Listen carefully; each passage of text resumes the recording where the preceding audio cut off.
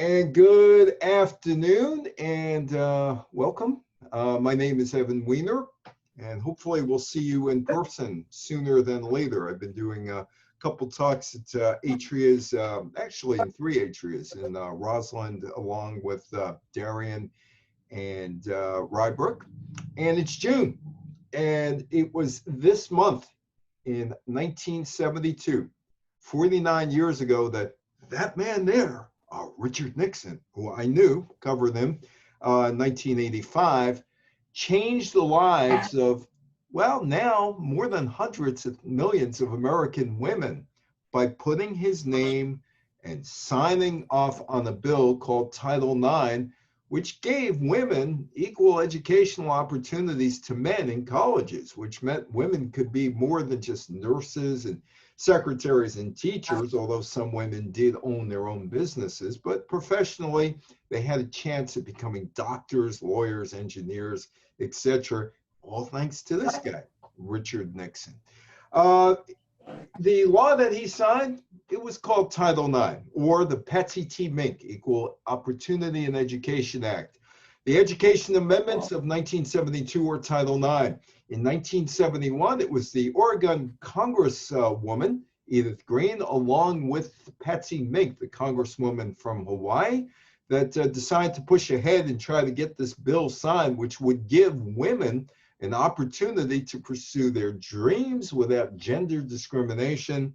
And Mink and Green, along with some help in the Senate from Birch Bayh and Ted Stevens, were able to take off and get the law done. But before we talk about the impact of the law, which was signed by Nixon on June 23rd, 1972, let's talk about women prior to 1972. Like, well, I'm in San Francisco in November of 2019, and there's a great place in San Francisco which has old Nickelodeons and old pinball machines and all that type of stuff. And anyway, it's called the Musée, or the Magnificent Museum. And you go in there and you see the things like this, an old Nickelodeon from the 19-teens. And this one says, to be happy, see what every married woman must not avoid, meaning that every married woman had to make sure her husband was happy. At least that was the 19-teens thinking. June 23rd, 1972, Title IX of the Education Amendments is enacted by Congress, signed into law by Nixon. The sponsors in the Senate, Birch Bayh, Indiana Democrat, Edith Green, Oregon Democrat, House of Representatives. Title IX prohibits sex discrimination in any educational program or activity receiving any type of federal financial aid.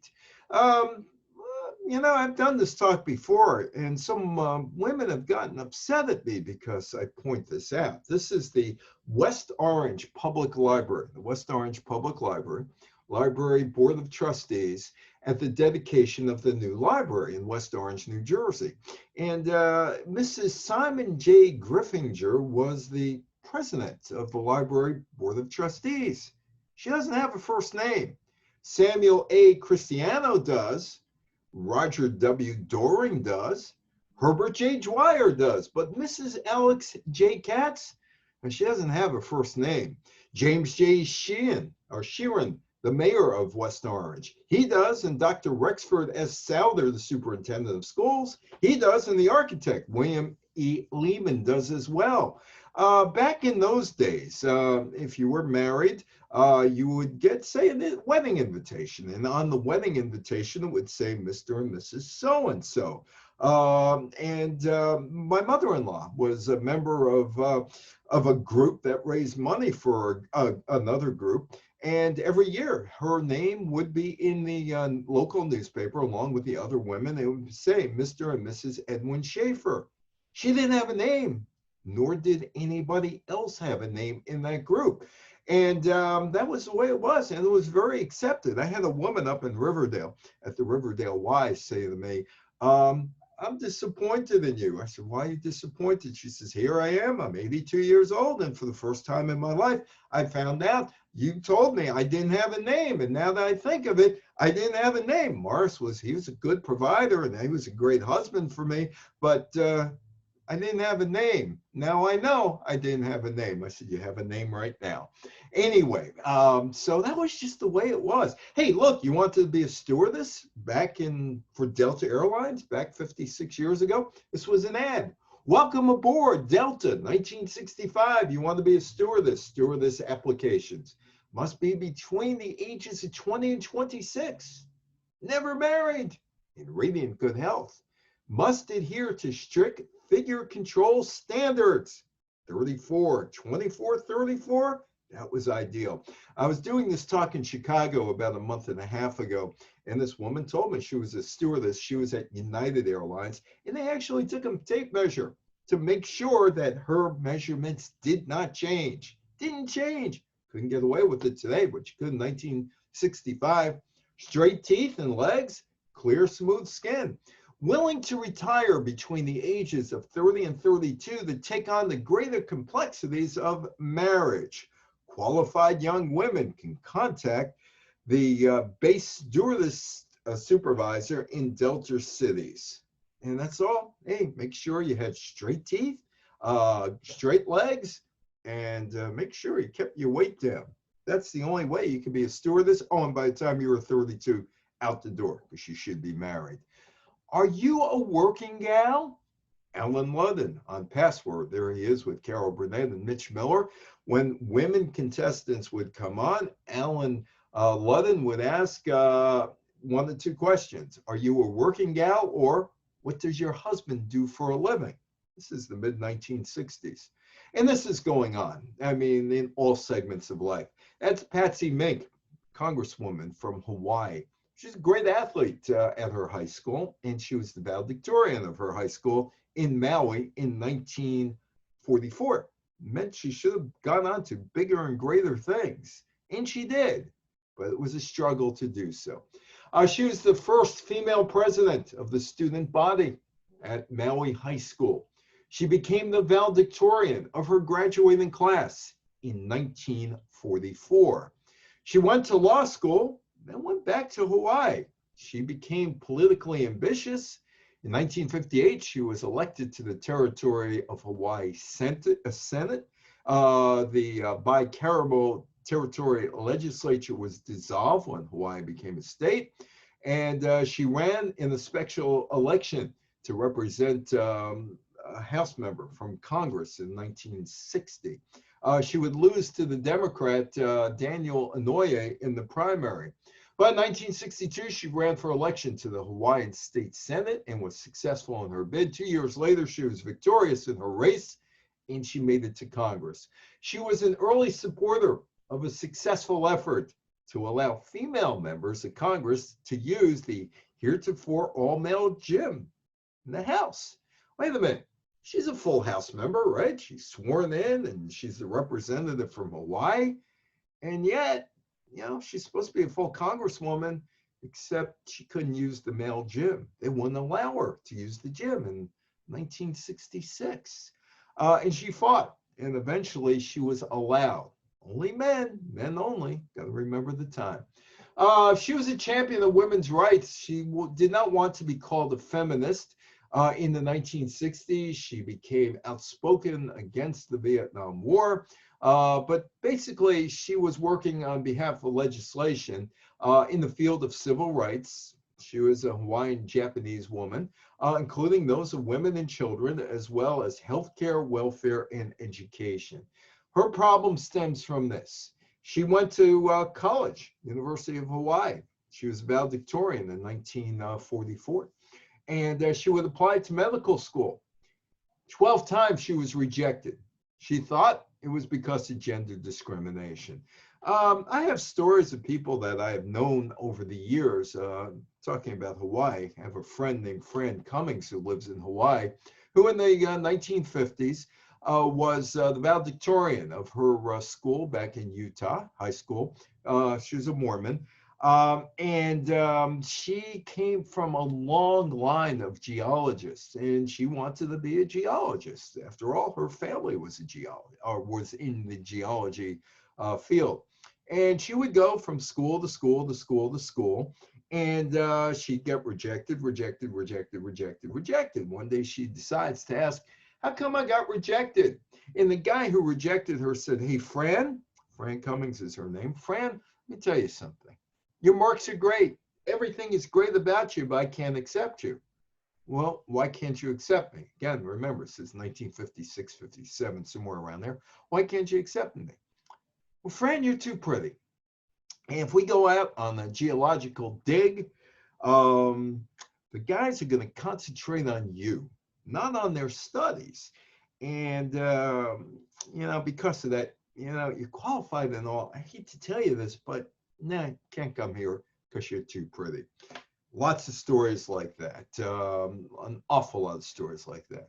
Patsy Mink decided, okay, let's go to law school. And she goes to law school. And she faces sexism because she's denied a job at a law firm because she was a married woman. And then she started to try to start her own practice. But Hawaiian territorial officials told her only residents of Hawaii are allowed to take the bar exam. She had been born in Hawaii. She grew up in Maui, but she married a mainlander. And they told her, "You're a mainlander now because you married the guy from the mainland. So you're not a resident of Hawaii anymore, so you can't take the bar exam." "I can't take the bar exam." She fought, and she won in court. And she became the first Japanese-American woman lawyer in Hawaiian history. She was the Hawaiian congressman from 1965 to 1977, and then again 1990 to 2002. There's Patsy Mink on the left, and there is Edith Green on the right.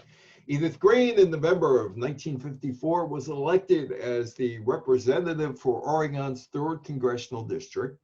Her forte, women's issues, education, and social reform. In 1955, she proposed the Equal Pay Act to ensure that men and women were paid equally for equal work. The bill was signed into law 8 years later and was never applied evenly. To this day, there are men who get paid more in the same job that a woman has. And even though they're not supposed to, the law was never applied equally. And there is Edith Green, Democrat for Congress. She was known as the mother of higher education, the Library Services Act.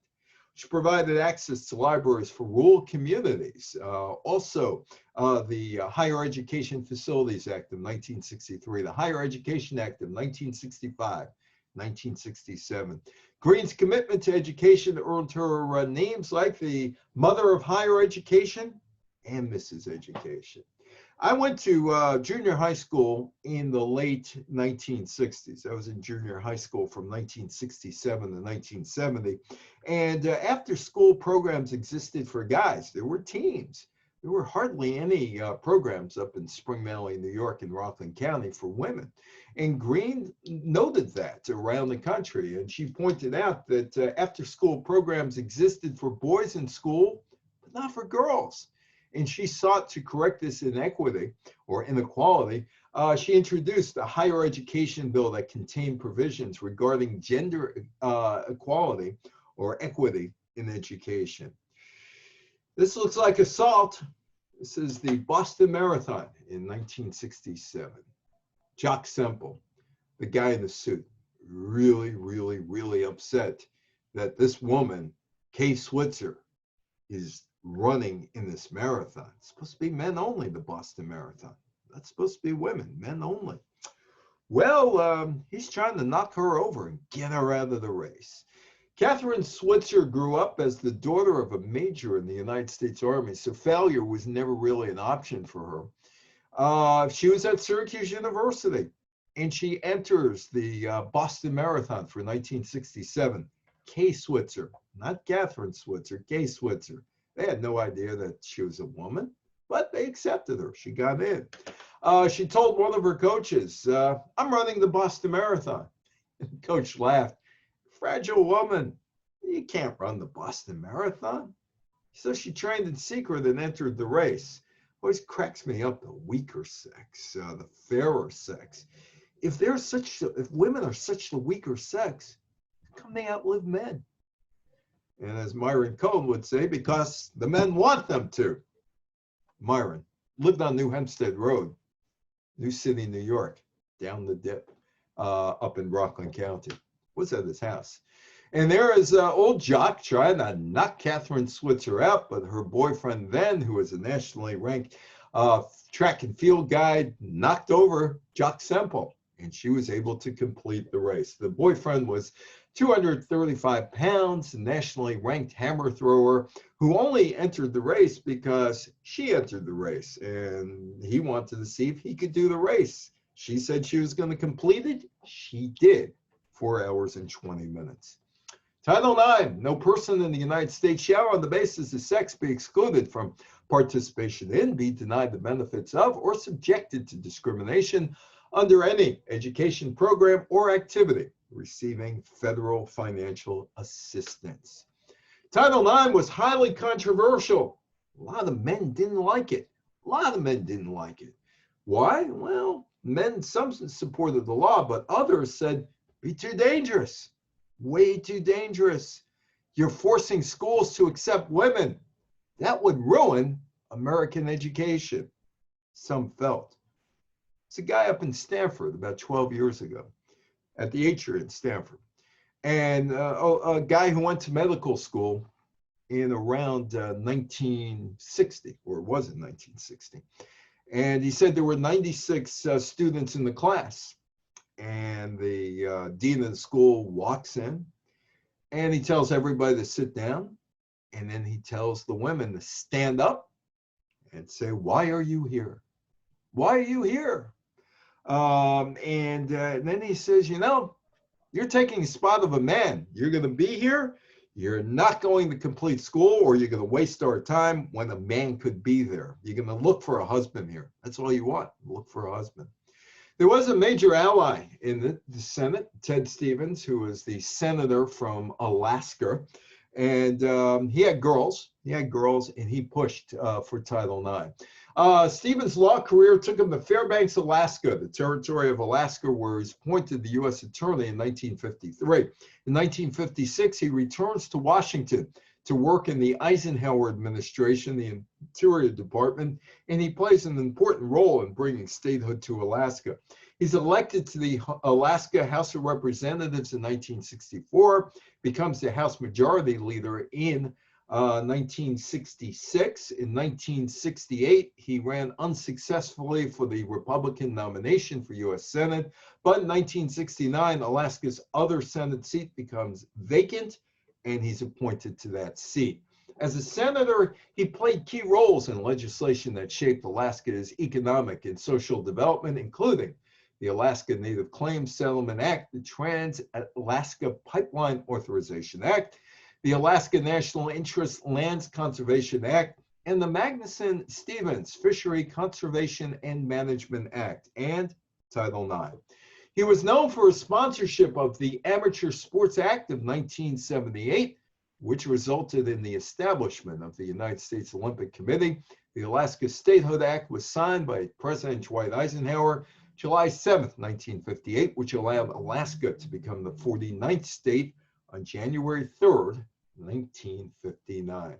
And there is my old friend Donna DeVerona. Donna DeVerona won 2 gold medals at the Tokyo Olympics in 1964 as a 17-year-old. As I tell Donna, can't hide your age. Everybody knows you won those 2 medals at the age of 17 in 1964. Anyway, Donna wanted to go to Stanford University and figured the 2 gold medals in her back pocket would help her get a scholarship to Stanford University to compete on the swimming team there. She never got it. Never got it. She was denied. Didn't have to tell her why. Just state you're denied. Donna said, without Senator Stevens as a co-sponsor, I doubt Title IX would have survived. It was a time when we needed a strong Republican. He championed the rights of athletes and protected Title IX. as well as always being there when there was a challenge to the law. Why Title IX? Why Ted Stevens? Well, he was an avid tennis player, and he was able to see the value in sports and recreation reflected in both his professional and personal lives. His daughters have benefited from playing in sports. Title IX provided women's equality in sports, and that is a major problem. That is my friend Harvey Schiller from Brooklyn. Harvey's a little bit of a wackadoo. He had shoulder replacement a couple years ago, and his profile picture on Facebook was the screw in the shoulder. He had shoulder replacement. Anyway, there's Harvey, who is the head of a major collegiate athletic conference, the Southeast Conference, and Ted Stevens and Donna on the right. And there's Birchby. You know, in 1969, I went to Spring Valley Junior High School. It's in 9th grade. I had a teacher by the name of Stewie Gates, social studies teacher. We're learning about Africa and independent countries, and also Red China and communist China. Well, I don't know if we were supposed to learn about that. We were supposed to learn about colonization in Africa being broken in 1960. But he always reminded us about it's Red China and communist China, not the People's Republic of China. But anyway, Stewie, here we are. We're in 9th grade. I'm either 12 or rather 13 or 14 years old. I'm a year ahead because I was thrown out of kindergarten. I was thrown into 1st grade because I was too much to handle in kindergarten. So anyway, presumably everybody is older than me. And I think they were, because I've asked other people about, do you remember the Stewie Gates talk? And no, they don't after all these years, but they say you probably do because you don't forget anything. Anyway, Stewie Gates is giving us a talk. We're in 9th grade. Next year, or next September, we're going up to 10th grade, Spring Valley Senior High School, totally different building. And we're going to take the PSATs, the practice SATs. In 11th grade, we're going to take the SATs. And that's where we're going to find out if we're college material or not, which we all found out. Of course, we weren't college material. And then in 12th grade, we go looking for a college, wherever that college is.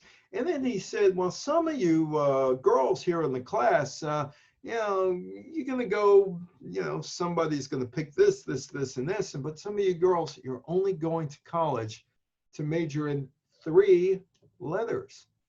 MRS. MRS. And he left it at that. Birchby in 1972 introduced the Title IX of the Higher Education Amendments into the Senate. He authored the bill, and it was for the first time would prohibit discrimination on the basis of sex in the classroom, on the athletic field, also protecting the students and the faculty. And there is Birchby, an older picture of him, or when he was older, a newer picture of him. So he gets on the Senate floor and he says this. We're all familiar with the stereotype that women are pretty things who go to college to find a husband. Sounds just like Stewie Gates here. And who go on to graduate school because they want a more interesting husband and finally marry, have children, and never work again. Just like that guy talked about in Stanford when he went to medical school, where the 4 women had to stand up and get yelled at because they were going to medical school. The desire of many schools not to waste a man's place on the women stems from such stereotype notions. The facts absolutely contradict these myths about the weaker sex, and it's time to change our operating assumptions. While the impact of this amendment would be far-reaching, it's not a panacea.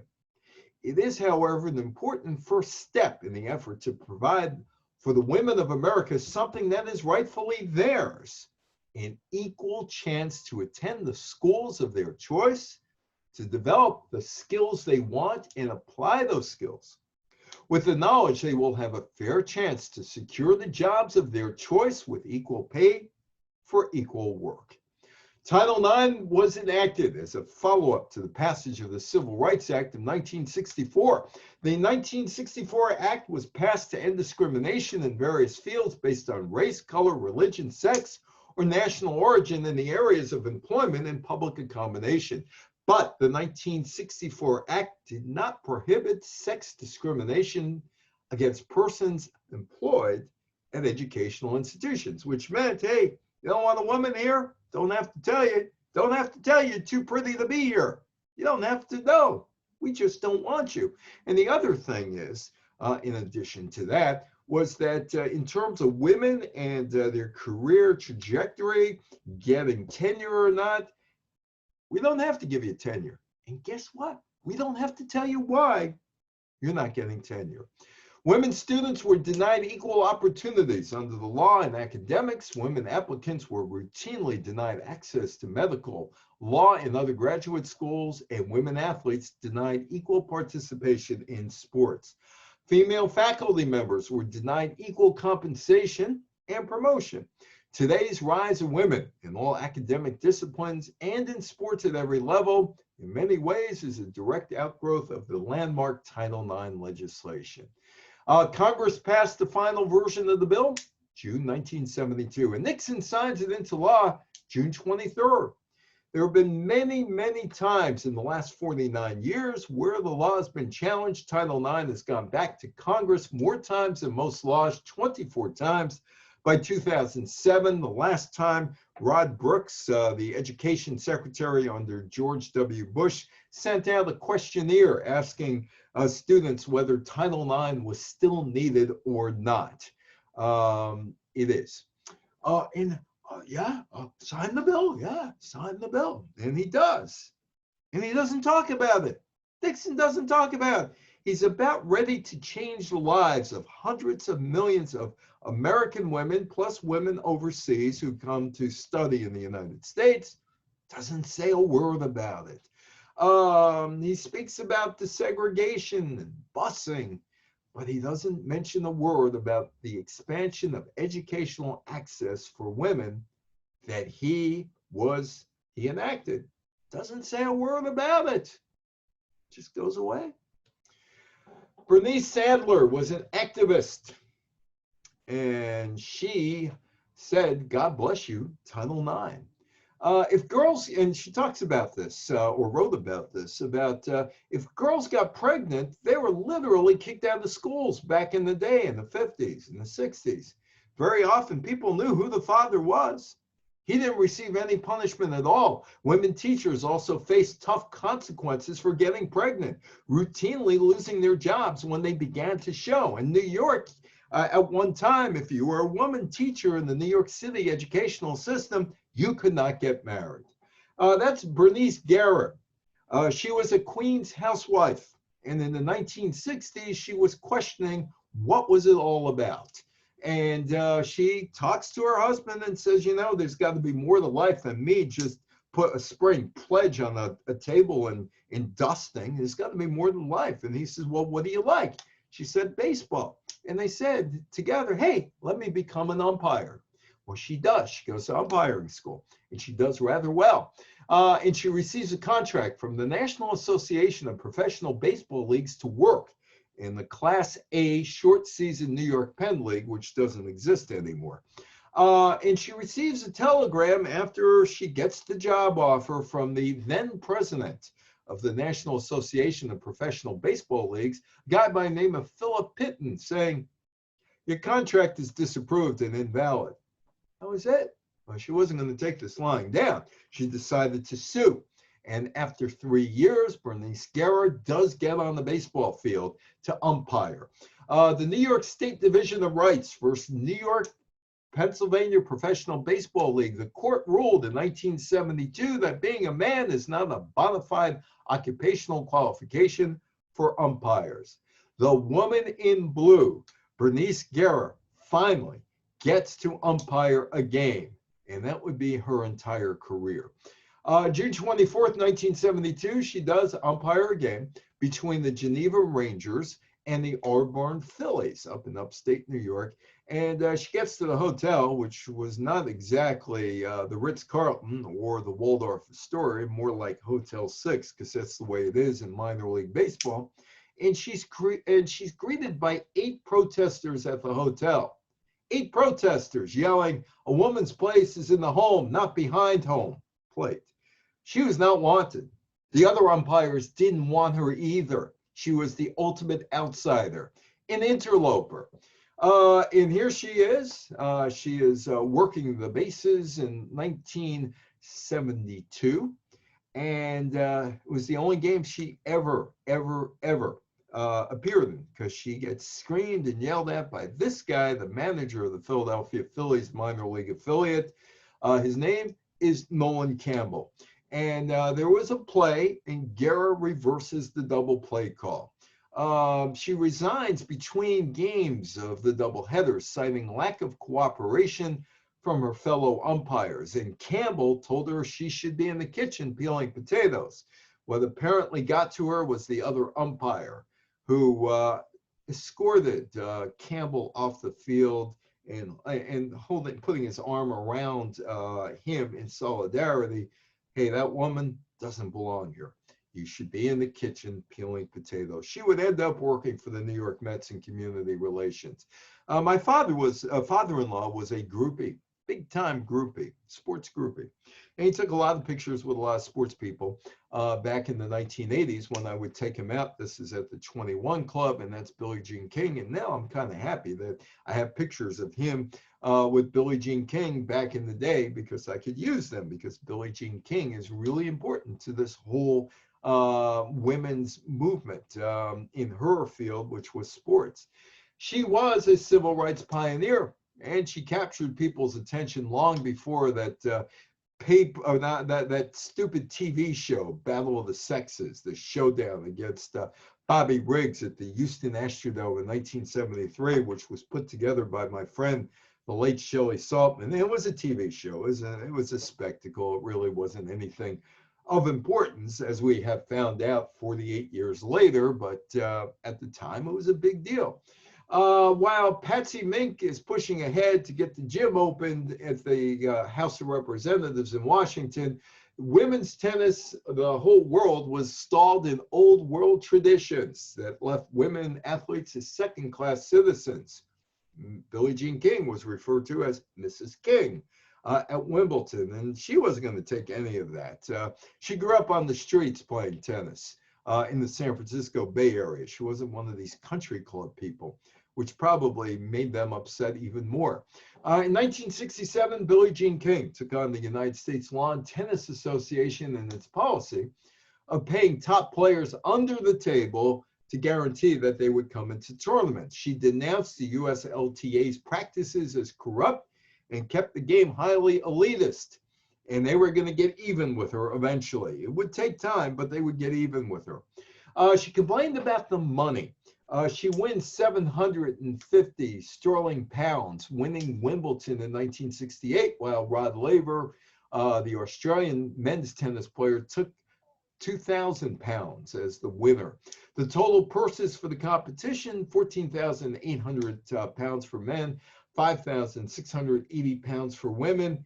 And hey, the ticket prices were absolutely the same for men and women, but women were regarded as second-class citizens. At the 1970 Italian Open, the men's singles champion, the Romanian Ilie Nastase, was paid $3,500 US, while King got just $600. The USLTA would get even with her. No tournaments in 1970. Absolutely no tournaments for you. And Billie Jean King and the other women decide, hey, we're not going to put up with this. King pushed for equal prize money in men's and women's games. She won the 1972 Open. $15,000 less money went into her pocket than the men's champion Nastase. And she says, I'm sitting out the 73 Open out in Forest Hills if the money is not equaled by next year. Well, the Forest Hills people decided, yeah, well, we'll give you the same amount of money as the men's champion. But she almost didn't qualify for the 1972 US Open. Tennis is probably the as well developed a global sport as any in the world except for soccer. Maybe golf, maybe not. Probably tennis better than golf. There were 4 major championships, 4 different countries that attract the best men and women players in the world. The Australian in January, the French Open in May and June, the Wimbledon in England, June and July, the US Open out at Flushing Meadows in August and September. And separately, there are tours for men and women globally, although that may be coming together because there's some talk of that now. You've come a long way, baby, to get to where you are today. You've got your own cigarette now, baby. You've come a long way. As condescending as that sounds, Virginia Slim cigarette is introduced around 1969, and the ad spoke directly to women, And the Virginia Slim circuit would be born soon after that. It was formed in 1970. The Virginia Slim circuit became the basis for the latter WTA tour. The players, the original 9, rebelled against the United States Lawn Tennis Association for a number of reasons, including the wide inequity and the amount prize money was paid to the players. Male players got a lot more. And also, the 1970 calendar vanished for the women. But there was a guy in Houston who decided he was going to put together a tournament for women, and he got Virginia Slims to pay for it. The 9 women who decided to play there: Billie Jean King, Rosie Casals, Nancy Ritchie, Peaches Barkowitz, Kirsty Pigeon, Valerie Ziegenfuss, Julie Heldman, Carrie Melville Reed, and Judy Taggart Dalton all put their careers on the line because the USLTA said, if you participate here, you're not going to play anywhere else. And they said, we dare you. We absolutely dare you. We want to see you do it.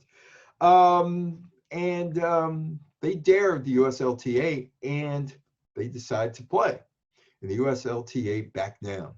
As far as the Virginia Slims, I talked to Billie Jean King about the Slims tournament.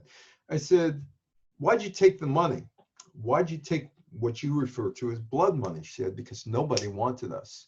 We banged on every door of Madison Avenue. If they opened the door, if we're lucky enough they opened the door, they slammed it shut in our face. A lot of them didn't even bother opening the door. Virginia Slims and Philip Morris, they were the only ones who said, hey, you know what, we'll sponsor you. And they were hoping that they would get somebody else other than cigarettes, because the Surgeon General in 1964 said cigarettes were hazardous to your health. But they never could. Billie Jean King is confronted in 1983 by anti-cigarette smokers group. And they said, how come you took the money? And she said, I believe in the free enterprise system. It's up to the woman herself to make that choice, whether to smoke or not smoke. The most important thing is that we're well informed and that we make our own decision. It's blood money. It's blood money. Ellen Merlo was the director of marketing and communications for Philip Morris USA at the time, which made the Virginia Slim cigarette. And she said, hey, look, we sponsored the tour from 1971 to 78. When we get involved in any promotion, it's obviously to create a greater visibility for our brand name, but we never ever ask the player to endorse our product. Not true. Not true. I used to go, I went to a few of these. Because I had to cover it, these tournaments, and there was Virginia Slim signage all over the place, bags, gifts, whatever. So by playing in the Virginia Slims tournament, you were basically supporting the sponsor and the sponsor's product, cigarettes. Brandy Chastain, 1999, Brandy Chastain was a member of the United States women's soccer team that won the World Cup. And we were talking about this one day and talking about why women's sports up until recently were struggling to get money. That's changed in the last few years. Why were they struggling to get money? And she said, simply, we need a good old girls network. We need women CEOs. Women CFOs, women running companies and making decisions on spending. We need a good old girls network. Oh, Billie Jean King told me something else, and some of you probably were impacted by this. You couldn't get your own credit card, major credit card. You could probably get Bonwood Teller or maybe Macy's, stores that basically catered to women. But banks required single or divorced or widowed women to bring in a man with them when they went for a credit card, to co-sign for a credit card. And some of that, what the women's earnings, when they looked at it, it was discounted by 50% when calculating their credit cards. Well, it was good for Bonwood Teller because you were going to spend in Bonwood Teller, and they wanted women customers. Not necessarily good for the Diners Club card. In 1974, the Senate passed the Equal Credit Opportunity Act, which made it illegal to discriminate against someone based on their gender, race, religion, national origin. Nixon signs it into law. Billie Jean King told me, yeah, I'm making all the money in the family. She's married to Larry King, a lawyer at that time, not the Larry King that was on TV. And she said it was ridiculous. He had to co-sign for my credit card, even though I'm making my own money. There was a bank for women that opened up in Manhattan. It was called the First Women's Bank, opened up by Judy H. Mello, who was part of that Betty Friedan, Gloria Steinem, Bella Abzug group. The bank was a creation of the feminist movement, established in April 1975. It was a bank, the first bank in the United States operated by women, for women, at a time when its founder said women were given the short shrift by other banks. Eventually, the bank would go away because other banks decided to open up their banking to women. The first women's bank was languishing by 1986, and it was sold to a group of investors and folded into another banking group. But as late as 2012, women were still being discriminated against. They still paid more for credit cards. According to a study by the Financial Industry Regulatory Authority, women paid a half-point higher interest rate than men. So what is Title IX and what did it exactly do? Well, it opened the door for women in sports and other fields, including medicine and the law. The sports part is a big problem. Title IX bars sex discrimination in any education program or activities that receive federal funding, including athletics. And Donna Deverona said if we had it to do all over again, we would drop the name athletic or the word athletics and just said across the board, all educational opportunities, because athletics allegedly is an educational opportunity in colleges. Title IX, there's Birch Bayh with the Purdue track and field team after the bill is signed into law. Title IX, according to Donna Deverona, was a civil rights act applied to education. And she continues to go to Washington to lobby to make sure that Title IX never gets watered down. Basically, it said law school, medical school. Sports was thrown in, and that's a problem. At the inception, opponents of the law argued that girls and women were not interested in elite sports participation, and opening up new opportunities would not only undermine men's sports, but bankrupt school sports budgets nationwide. Well, first, let's not educate women because it's going to ruin education. Okay, we'll educate women. Oh, and now we got a problem because the sports budgets would be wrecked. John Tower in 1974 was the first guy to go after Title IX. On May 20th, he proposed the Tower Amendment, which would exempt revenue-producing sports like football from the determinations of Title IX compliance. He loses. However, he wins in the battle of public opinion because even though he lost, because of the way he put it out there, Title IX became a sports equity law, not an anti-discrimination civil rights law, and that has stuck since 1974, 47 years later. Jacob Javits, the New York Republican liberal senator, was the next one to try to do something against Title IX. He submits an amendment directing the Health, Education, and Welfare Department to issue regulations that provide for reasonable provisions considering the nature of particular sports, that clarifies that event and uniform expenditures on sports with larger crowds or more expensive equipment do not have to be matched in sports without similar needs. Outfit the football team.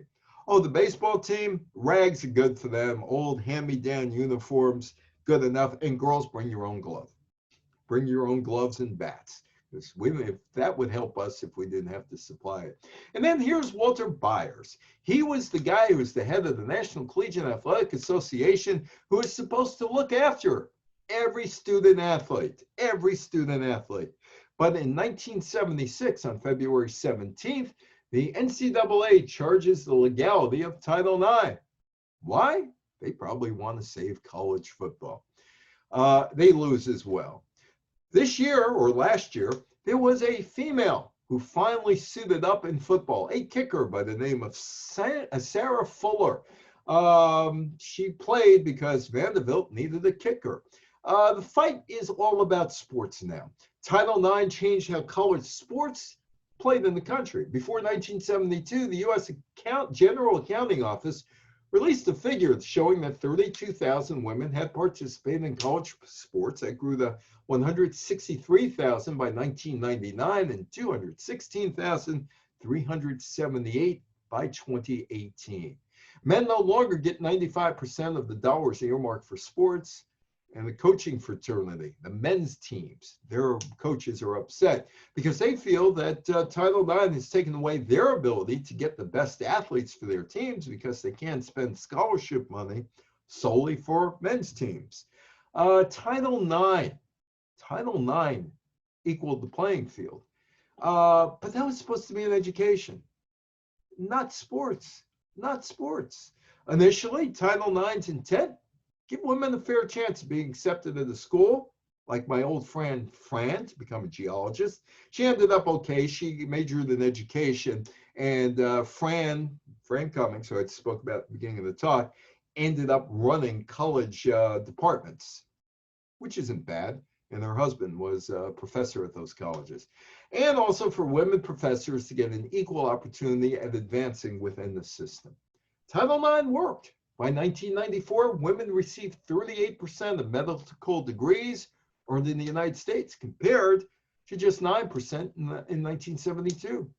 43% of the law degrees, compared with 7% in 1972, and 44% of all doctoral degrees, up from 25% in 1975. But that's kind of hard to figure that out because some of those doctoral degrees may have started 10 years earlier. But anyway, 44%. Now more women go to law school, more women go to medical school than men. Title IX has created diversity in society, just not a piece of sports legislation. There's my buddy Shelley Saltman, one of the 5 most influential men in women's sports in 1970. He passed away 2 years ago. I know, Shelley, you're listening now because I know your ears are burning and you're trying to get your phone to call me, but wherever you are, they don't have any phones. We'll meet again one day. Pre-1972, very few women lawyers, doctors, scientists, nurse, teacher, secretary, careers for most women. Girls didn't play too many sports. Girls took square dancing and home economics. Post-1972, in sports, there'd be no Jenny Finch, no world championship soccer team, no WNBA, no Misty May Trainer, no Kerry Walsh, no Lindsey Vonn. Every athlete, every female athlete in the United States today has benefited from Title IX in one way or other.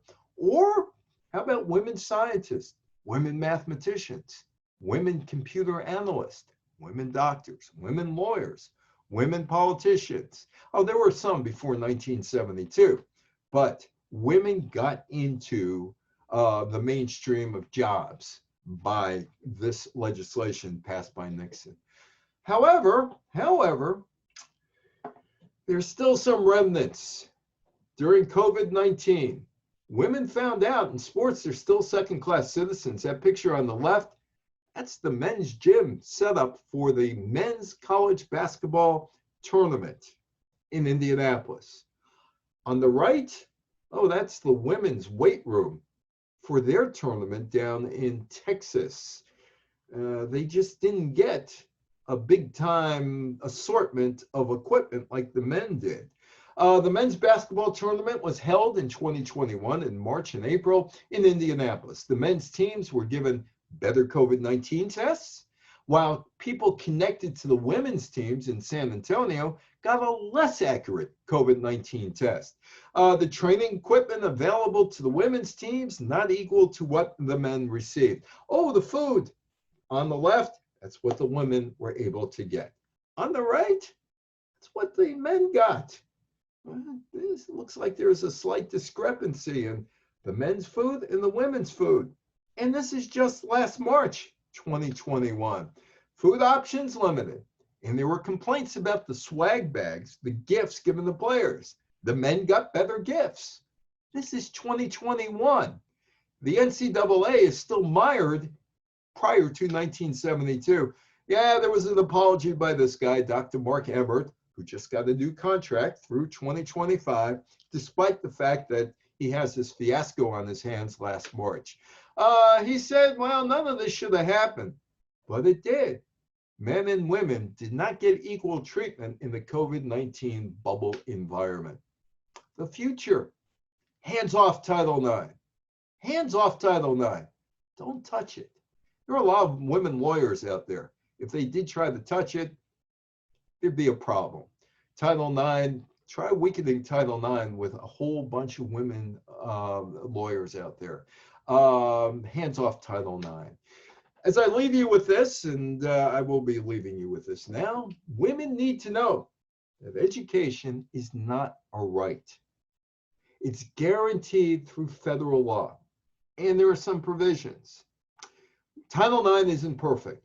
Nothing is perfect. In fact, the problem now is sexual assault on college campuses, and Title IX does not provide protection necessarily against women with college assaults against them on college campuses, and that loophole needs to be tightened, and nobody in Washington seems to be wanting to do that. But women do get education today. That needs to be adjusted. That needs to be attended to. And maybe one day it will be attended to.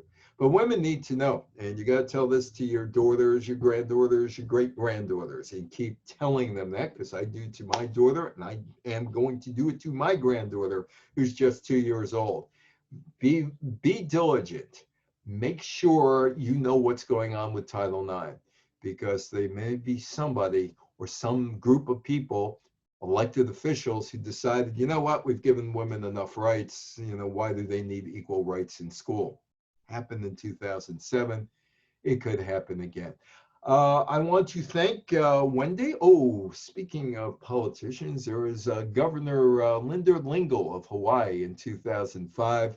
Hawaii seems to have been one place where women did succeed politically. Patsy Mink, Governor Lingle, and others. So Hawaii, of course, Hawaii was a republic before it was a territory of the United States and set up differently.